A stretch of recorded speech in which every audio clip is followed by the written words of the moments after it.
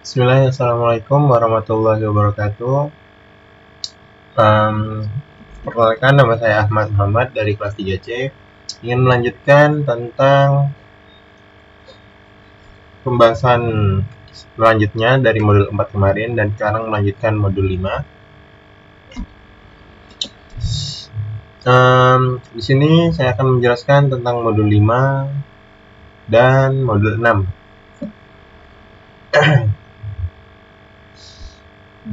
Jadi di modul 6 ini, di modul 5 ini kita akan mempelajari tentang sistem bilangan biner. Judul topiknya. Yang kedua adalah sistem bilangan heksadesimal.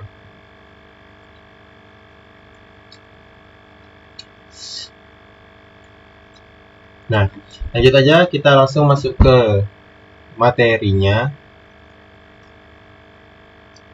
yaitu binary number system atau sistem angka binary.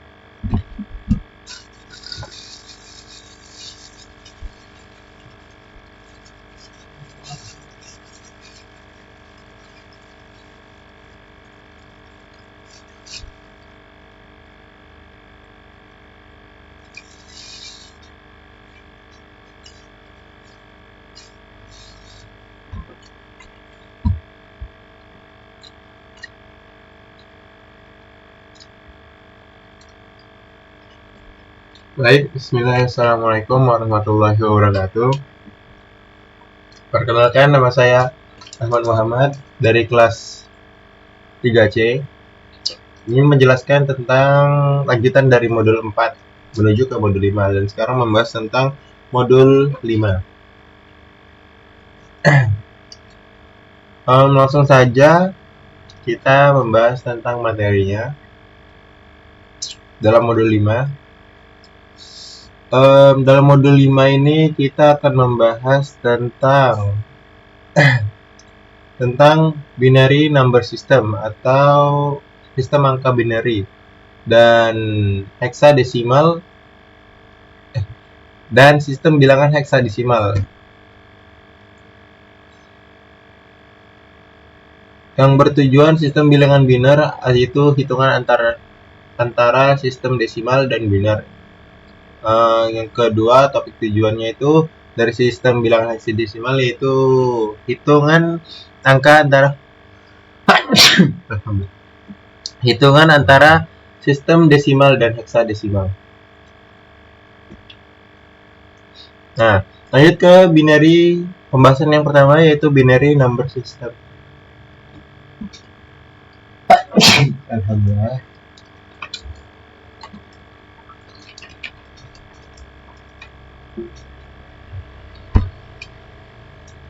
Oke. Alamat biner dan IPv4. Alamat IPv4 dimulai sebagai biner, serangkaian angka 1 dan 0. Angka-angka ini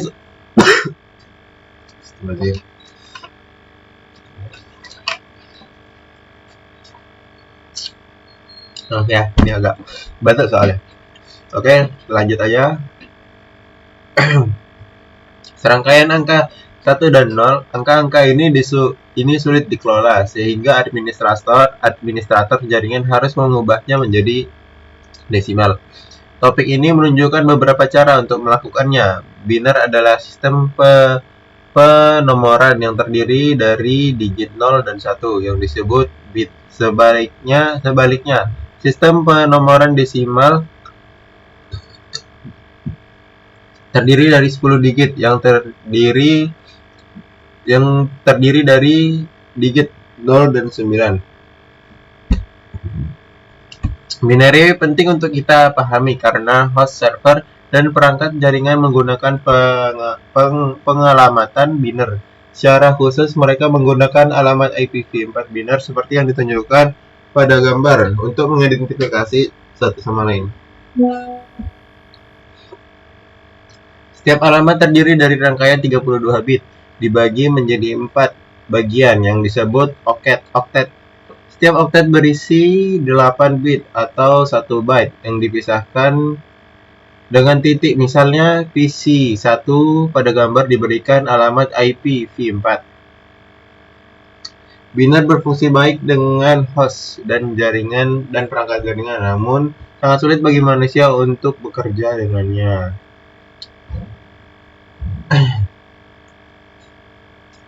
Oke, bahasan ke berikutnya yaitu notasi posisi biner. Mempelajari cara mengkonversi biner ke desimal memerlukan pemahaman tentang notasi posisi.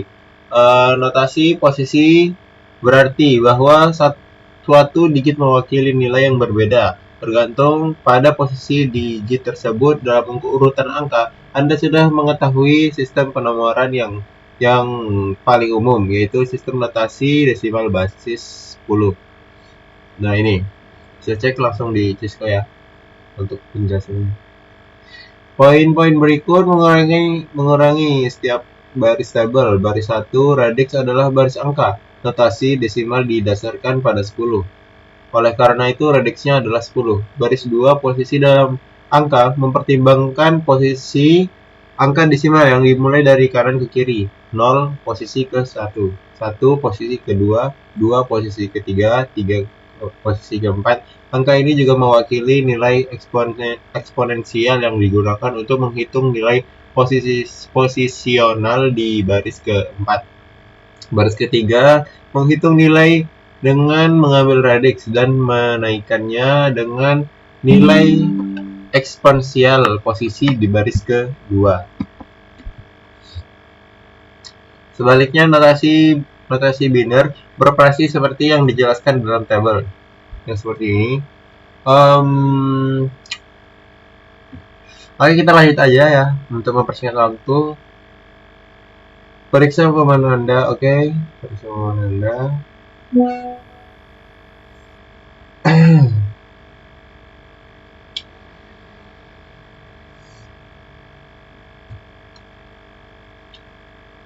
Aktivitas konversi biner ke desimal. Aktivitas ini memungkinkan Anda untuk berlatih mengkonversi biner 8 bit ke desimal sebanyak yang diperlukan. Kami sarankan Anda menggunakan alat ini hingga Anda dapat mengkonversi tanpa kesalahan.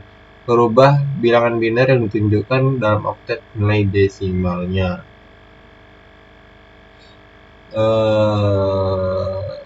Aktivitas contoh konversi. Nah, contoh konversi desimal ke biner. Untuk membantu memahami prosesnya, pertimbangan alamat IP 192.168.10.10. Angka oktet pertama 192 diubah ke biner menggunakan proses notasi persis yang dijelaskan sebelumnya.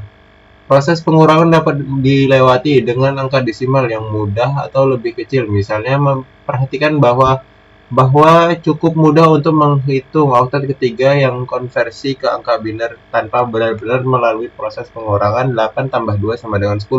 Nilai biner oktet ketiga adalah 00001010. Oktet keempat adalah 11. 8 tambah 2 tambah 1. Nilai biner oktet keempat adalah 00001011. Mengkonversi antara biner dan desimal mungkin tampak menantang pada awalnya, tetapi dengan latihan hal itu dapat menjadi lebih mudah seiring berjalannya waktu. Aktivitas konversi desimal ke biner. Aktivitasnya Mungkin Anda untuk berlatih konversi desimal. Oh, ini berarti ya. Alamat IPv4. Seperti yang disebutkan di topik awal ini, router dan komputer hanya memahami binar, sedangkan manusia bekerja dalam desimal. Penting bagi Anda untuk memperoleh pemahaman menyeluruh tentang kedua sistem penomoran ini adalah bagaimana keduanya digunakan dalam jaringan. Oke, kita lanjut ke sistem bilangan heksadesimal.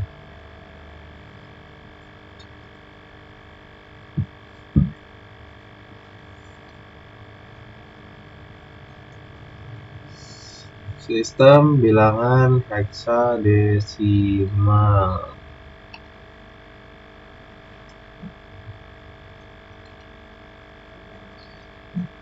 Oke. Alamat heksadesimal dan IPv6. Sekarang Anda udah tahu cara mengonversi biner ke desimal dan desimal ke biner. Anda memerlukan keterampilan itu untuk memahami pengelamatan IPv4 di jaringan Anda. Namun Anda juga mungkin menggunakan alamat IPv6 di jaringan Anda untuk memahami alamat IPv6. Anda harus dapat mengkonversi heksadesimal ke desimal sebaliknya. Sama seperti desimal yang merupakan sistem bilangan berbasis 10. Heksadesimal merupakan sistem bilangan sama seperti desimal yang merupakan sistem bilangan berbasis 10. Heksadesimal merupakan sistem bilangan berbasis 16. Sistem bilangan berbasis 16 menggunakan angka 0 dan 9 dan huruf A hingga F. Gambar tersebut menunjukkan nilai desimal dan heksadesimal yang setara untuk biner 0000 hingga 1111.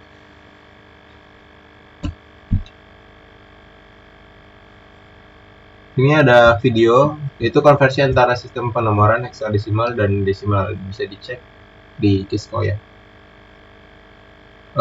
Kita lanjut aja ke konversi desimal ke heksadesimal. Konversi antara desimal dan nilai heksadesimal mudah dilakukan. Ikuti langkah-langkah berikut. Ubah angka desimal menjadi string biner 8 bit. Membagi urutan biner menjadi kelompok 4. Dimulai dari posisi paling kanan. Ubahlah setiap angka biner menjadi digit heksadesimal yang setara. Contoh berikut menyediakan langkah-langkah untuk mengkonversi 168 ke heksadesimal. Misalnya 168 diubah menjadi heksadesimal menggunakan proses 3 langkah. 168 dalam biner adalah 10101000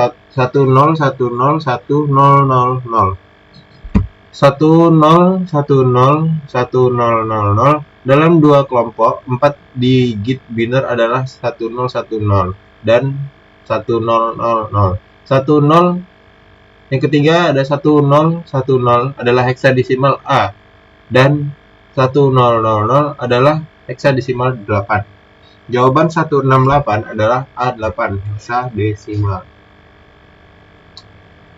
Konversi heksadesimal. Ini ada yang kedua, konversi heksadesimal. Mengkonversi heksadesimal ke nilai desimal juga mudah. Ikuti langkah-langkah berikut. Ubah desimal menjadi string 8 bit. Buat pengelompokan yang kedua, buat pengelompokan bit 8 bit digunakan dalam posisi paling kanan. 3. Ubahlah setiap pengelompokan biner 8 bit menjadi digit desimal yang setara. Contoh ini menyediakan langkah-langkah untuk mengkonversi D2 ke desimal. D2 dalam string biner 4 bit adalah 101101 dan 0010. Yang kedua, D1101 dan 0010 adalah 11001010 dalam pengelompokan 8 bit. Yang ketiga ada 11010010 dalam biner setara dengan 210 dalam desimal. Jawaban D2 dalam heksadesimal adalah 210 dalam desimal.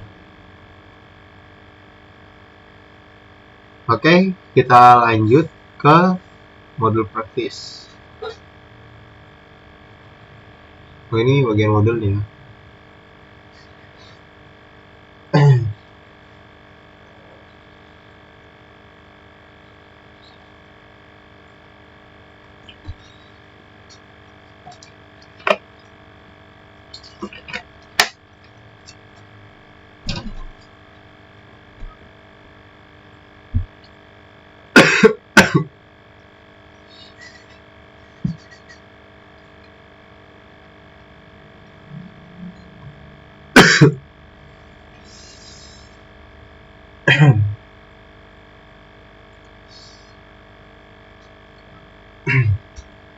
Apa saja yang saya pelajari dalam modul ini? Yang pertama itu ada sistem bilangan biner.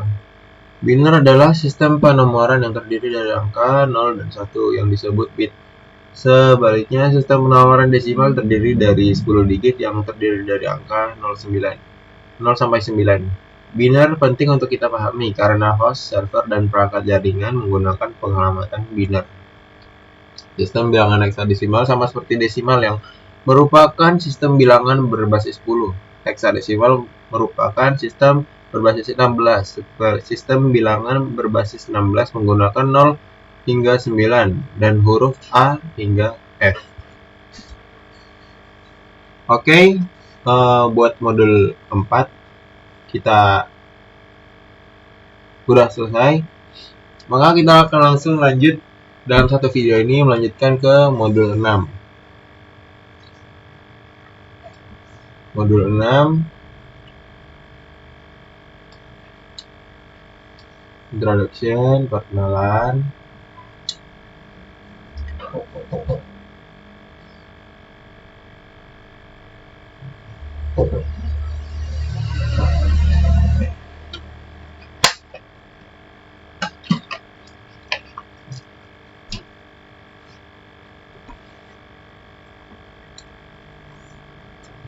Baik, kita lanjut ke modul 6 yaitu pembahasan tentang lapisan tautan data. Jadi, pada modul ini kita akan membahas tentang apa itu tujuan dari lapisan tautan data. Nah, topik tujuan itu untuk menjelaskan tujuan dan fungsi lapisan tautan data dan mempersiapkan komunikasi untuk transmisi pada media tertentu. Bandingkan karakteristik metode kontrol akses media pada topologi WAN dan LAN. Topologi ya, itu bagian topologi. Yang ketiga ada bingkai tautan data yang tujuannya untuk menjelaskan karakteristik dan fungsi frame tautan data. Oke, masuk ke pembahasannya yaitu tentang tujuan dari lapisan tautan data.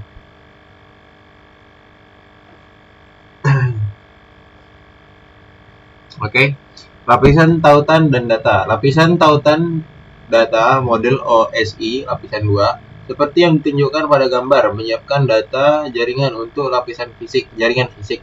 Lapisan tautan data bertanggung jawab atas komunikasi kartu antarmuka jaringan NIC ke kartu antarmuka jaringan. Lapisan tautan data melakukan hal berikut. Memungkinkan lapisan antara akses media, protokol lapisan, dan atas sama sekali tidak mengetahui jenis media yang digunakan untuk meneruskan data. Yang kedua, menerima data, biasanya paket layer 3 yaitu IPv4 atau IPv6 dan merangkumnya ke dalam bingkai layer 2. Mengontrol bagaimana data ditempatkan dan diterima pada media. Menukar bingkai antara titik akhir melalui media jaringan.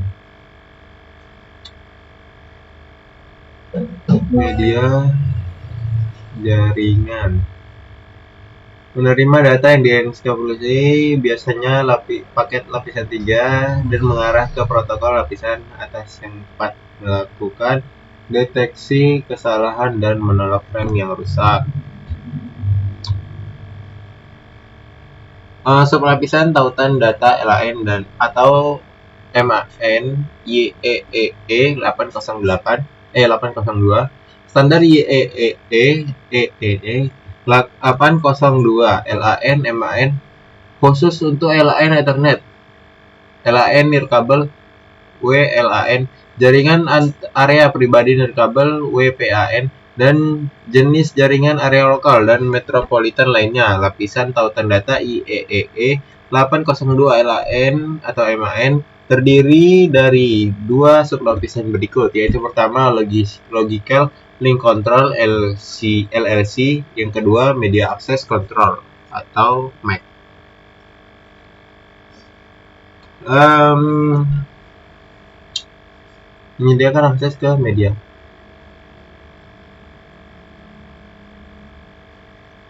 Menyediakan akses ke media. Setiap lingkungan jaringan yang ditemui paket saat berpindah dari host lokal ke host jarak jauh dapat memiliki karakteristik yang berbeda. Misalnya LAN Ethernet biasanya terdiri dari banyak host yang bersaing untuk mendapatkan akses pada media jaringan sublapisan MAC. Mengatasi hal ini dengan tautan serial, metode akses memungkinkan hal terdiri dari koneksi langsung antara dua perangkat saja, biasanya dua router. Oleh karena itu, metode ini tidak memerlukan teknik yang digunakan oleh sublapisan MAC IEEE 802. Standar lapisan tautan data. Protokol lapisan tautan data umumnya tidak didefinisikan oleh request of commands, tidak seperti protokol lapisan atas rangkaian TCP atau IP. Internet Engineering Task Force mengelola protokol dan layanan fungsional untuk rangkaian protokol TCP/IP di lapisan atas, tetapi mereka tidak mendefinisikan fungsi dan operasi lapisan akses jaringan TCP atau IP. Organisasi teknik yang menentukan standar dan protokol terbuka yang berlaku pada lapisan akses jaringan, yaitu lapisan fisik dan tautan data OSI, meliputi yang berikut ini. Yang pertama itu ada Institut Insinyur Listrik dan Elektronik IEEE per 1. Yang kedua ada Persatuan Telekomunikasi Internasional atau disingkat ITU. Yang ketiga Organisasi Internasional untuk Standarisasi atau ISO. Yang keempat ada Institut Standar Nasional Amerika atau ANSI.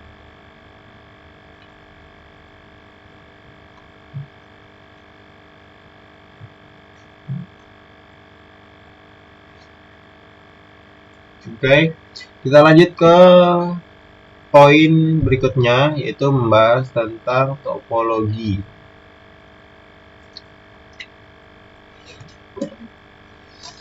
Minum dulu ya.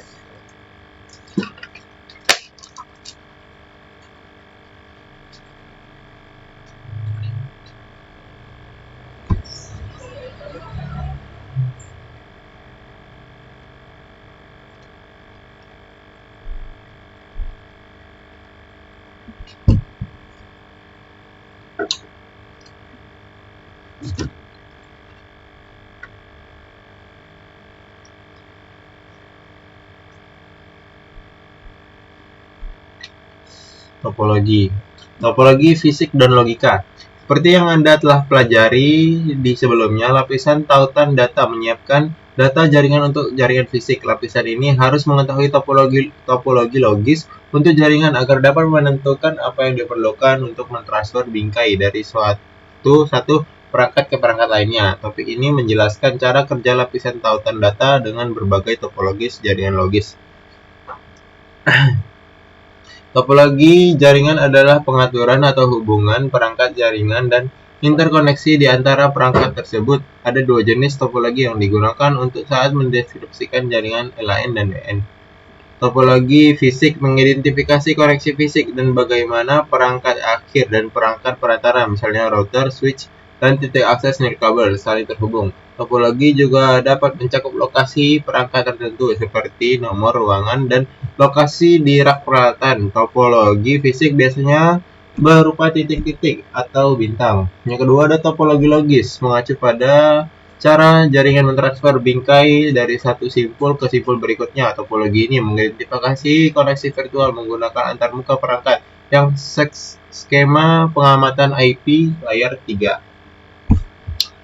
Lapisan topologi fisik, topologi logika. Oke.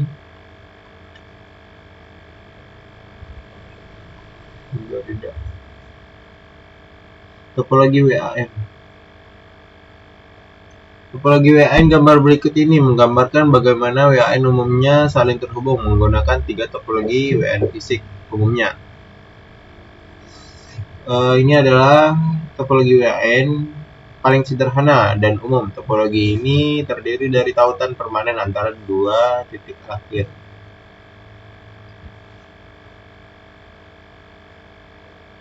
Hibrida adalah variasi atau kombinasi dari topologi apapun. Misalnya, virtual mesh adalah topologi hibrida di mana berada, tetapi tidak semua perangkat ujung saling terhubung. Oke, kita lanjut ke topologi WAN titik ke titik.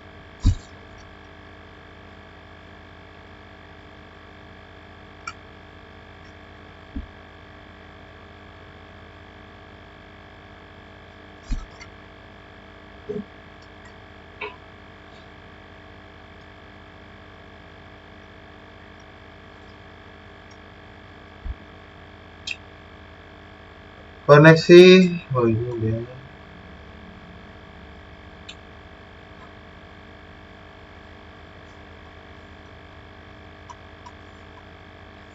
Topologi titik ke titik fisik menghubungkan dua node secara langsung, seperti yang ditunjukkan pada gambar.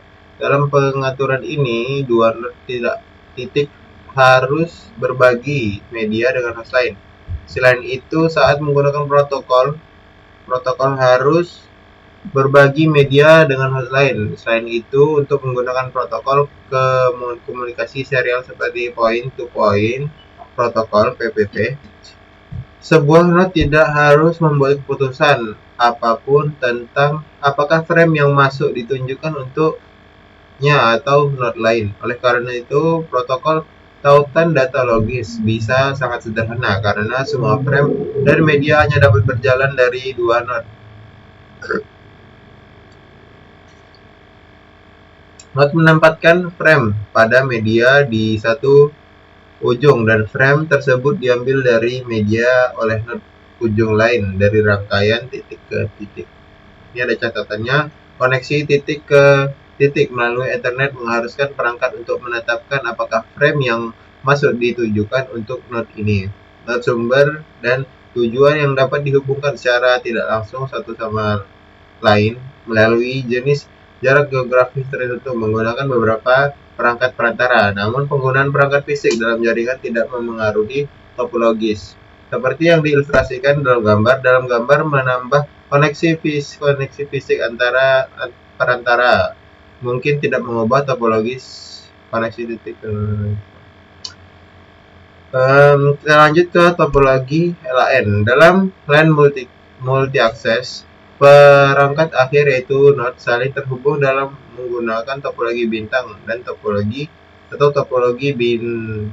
bintang atau topologi bintang yang diperluas seperti yang ditunjukkan pada gambar. Dalam jenis topologi ini, perangkat akhir terhubung ke perangkat perantara pusat. Dalam hal ini, saklar Ethernet bintang yang diperluas memperluas topologi ini dengan menghubungkan beberapa saklar Ethernet. Topologi bintang dan yang diperluas mudah dipasang, sangat diskalakan, mudah untuk menambah dan menghapus perangkat akhir, dan mudah untuk memecahkan masalah. Topologi bintang awal menghubungkan perangkat akhir menggunakan hub Ethernet.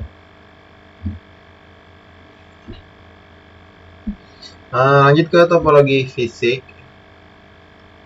Ya, ini ada macam-macam topologi fisik. Yang pertama topologi bintang, yang kedua ada topologi bintang yang diperluas seperti ini, yang ketiga ada topologi bus, dan yang keempat adalah topologi cincin seperti ini.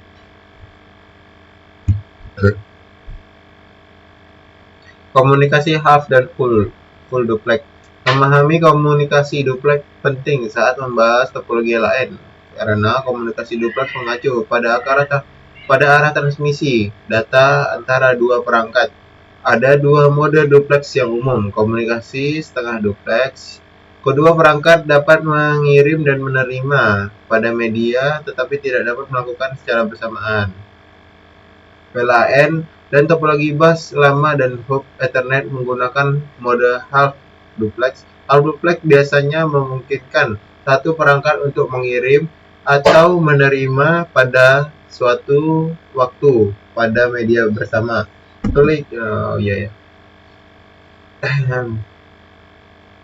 Lanjut ke komunikasi duplex penuh. Kedua perangkat mengirim dan menerima secara bersama pada media yang dibagikan. Lapisan tautan data mengasumsi bahwa media tersedia untuk transmisi bagi kedua kapan saja. 2.26 poin berikutnya membahas tentang metode kontrol akses. Ethernet LAN dan VLAN merupakan contoh jaringan multiakses. Jaringan multiakses adalah jaringan yang dapat memiliki dua atau lebih perangkat akhir yang mencoba mengakses jaringan secara bersamaan. Beberapa jaringan multiakses memerlukan aturan untuk mengatur cara perangkat berbagi media fisik. Ada dua metode kontrol akses dasar untuk media bersama. Akses berbasis pertentangan, yang kedua ada akses terkendali. Nah, ini ada tentang pembahasan tentang akses berbasis pertentangan. Dalam jaringan multiakses basis pertentangan, semua node beroperasi dalam setengah dupleks, bersaing untuk menggunakan media, namun hanya satu perangkat yang dapat mengirim pada satu waktu. Oleh karena itu, ada proses jika lebih dari satu perangkat mengirim pada waktu yang sama. Contoh metode akses berbasis pertentangan meliputi berikut ini. Yang pertama itu ada akses berganda, penginderaan operasi dengan deteksi tabrakan CSMA atau CD yang digunakan pada LAN Ethernet topologi bus lama. Yang kedua itu ada akses berganda.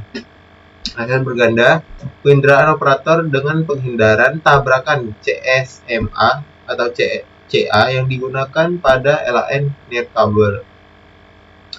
Nah, ini ada tentang akses terkendali. Dalam jaringan multi-akses berbasis terkendali, setiap simpul memiliki waktunya sendiri untuk menggunakan media. Jenis jaringan lama yang deterministik ini tidak efisien karena perangkat harus menunggu giliran untuk mengakses media. Contoh jaringan multi-akses yang menggunakan akses terkendali meliputi berikut ini, yaitu ada dua. Pertama, cincin token warisan. Yang kedua, warisan ArchNet.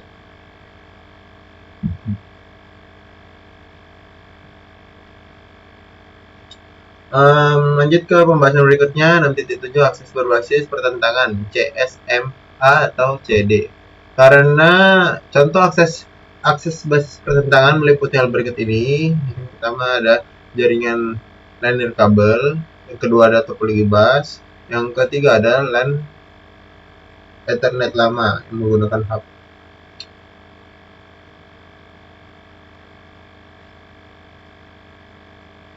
Nah, kalau bagian berikutnya akses berbasis pertentangan CSMA atau CA. Bentuk lain CSMA yang digunakan oleh WLAN YEE 802.11 adalah Carrier Sense Multiple Access Collision Avoidance CSMA atau CA. CMSA atau CA menggunakan metode yang mirip dengan CSMA CD untuk mendeteksi apakah media bersih. CSMA CA menggunakan teknik tambahan dalam lingkungan nirkabel. Perangkat mungkin tidak dapat mendeteksi tabrakan CSMA yang tidak terdeteksi tabrakan, tetapi berupaya menghindari dan mengganggu sebelum mentransmisikan. Setiap perangkat yang mentransmisikan menyertakan durasi waktu yang dibutuhkan untuk transmisi. Semua perangkat nirkabel lainnya menerima informasi ini dan mengetahui berapa lama media tidak akan tersedia. Ini ada catatan kecil, yaitu LAN Ethernet yang menggunakan saklar, tidak menggunakan sistem berbasis pertentangan karena saklar Ethernet pas beroperasi dalam metode duplex penuh. Oke. Mungkin cukup sekian pembahasan dari modul 5 dan 6. Dan untuk modul 7-nya saya akan lanjutkan di video berikutnya. Mungkin cukup sekian. Kurang lebihnya dari saya mohon maaf. Assalamualaikum warahmatullahi wabarakatuh.